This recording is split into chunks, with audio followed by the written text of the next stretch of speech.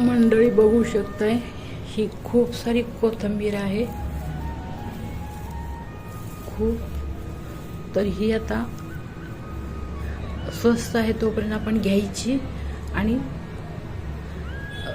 ह्याचे फक्त वरचा भाग निवडून ठेवायचा फ्रीजमध्ये आणि मधला जो हा भाग एवढा आहे हा वाला वाटणमध्ये घालायचा आणि वरचा इथून एवढं आपण भाजीमध्ये वापर करू शकतो. तर ही आपण आता पूर्ण निवडून घ्यायची. ही जवळजवळ मोठ्या 3 गड्ड्या एवढी माझ्याजवळ कोथिंबीर आहे.